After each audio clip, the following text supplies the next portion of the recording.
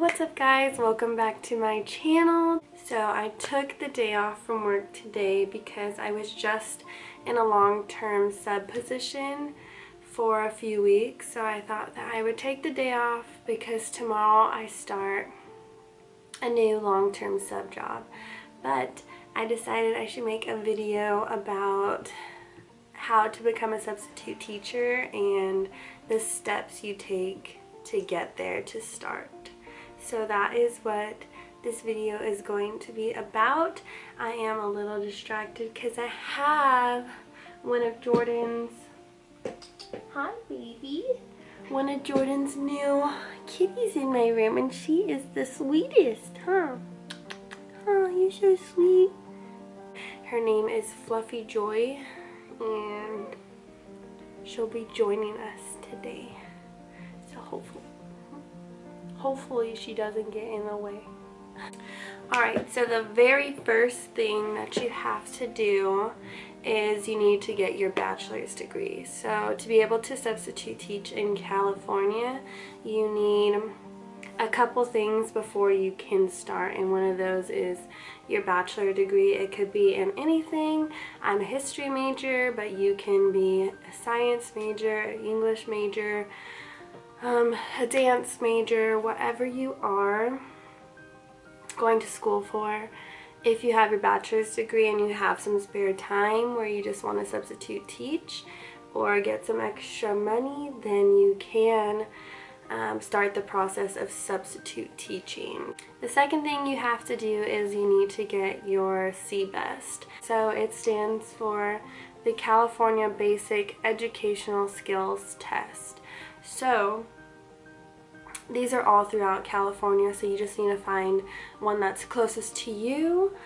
And when you're there, the test is going to be 3 different tests. It should take about 3 hours, and I did use up about the whole time when I took the test.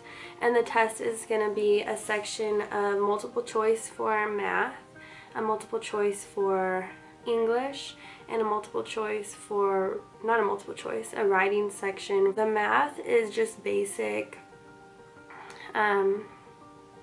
percentages. They want to see if you know division. They want to see, just, I would say the hardest it goes up to is maybe like 8th grade math.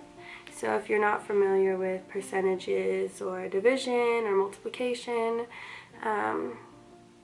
I would just get familiar with that because there's going to be a lot of questions about those certain areas. The English part is a lot of reading, so they'll give you a good short reading that you go over, and then there will be about 6 to 7 questions on that reading, and it just asks basic questions like what's the main plot of this reading, what is the point of the reading, what can you learn from the reading.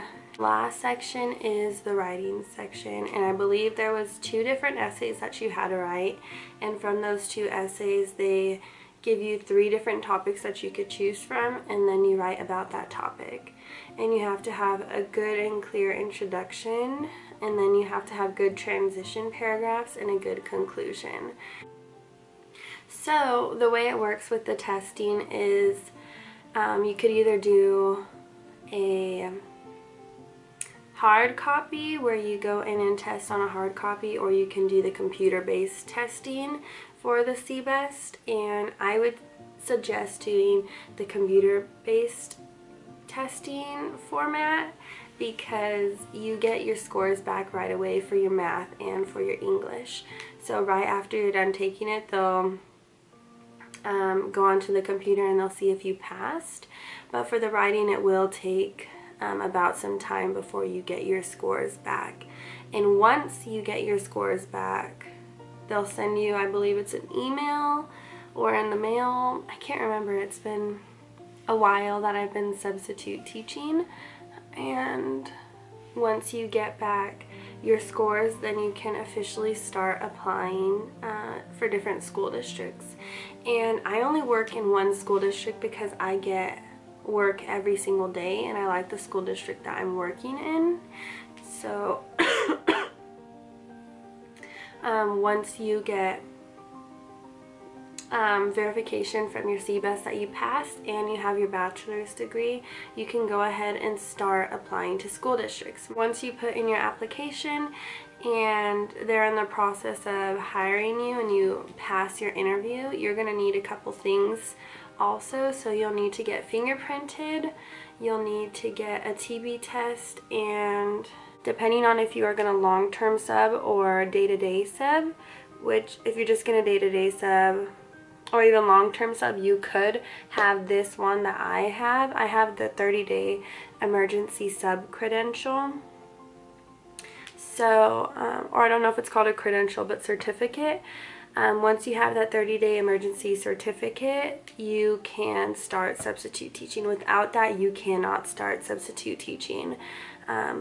And it's not like you need a test for anything. You just go on the website and I just input your information and you pay for it. So it's about like $100. You pay for it once a year, and once you have that, you can start substitute teaching. So with that being said, you can long-term sub with it. So the trick to long-term subbing with a 30-day credential is if you do take a long-term job like I have, you can only be in a classroom for 30 days. So what that means is once it reaches your 30-day mark, you have to go to a different classroom. It could be at the same school, but you cannot be in the same classroom for more than 30 days. So with my long-term job that I'm going to be starting, I will most likely be in there for more than a month.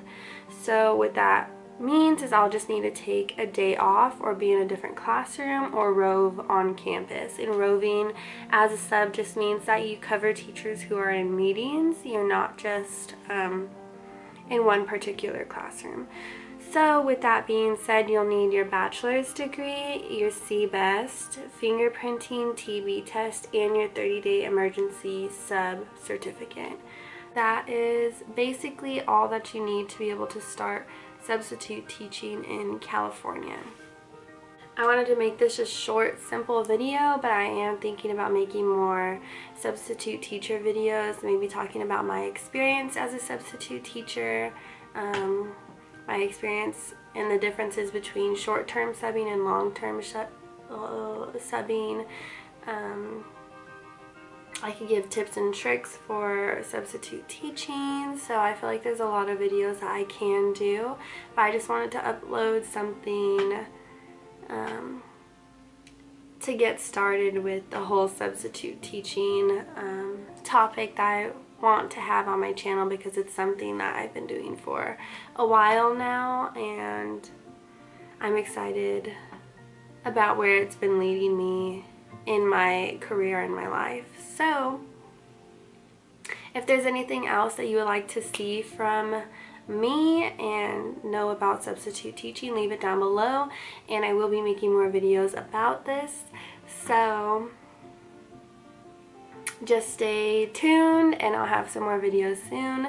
I hope you guys enjoyed this one and were able to get some new and fresh information from me.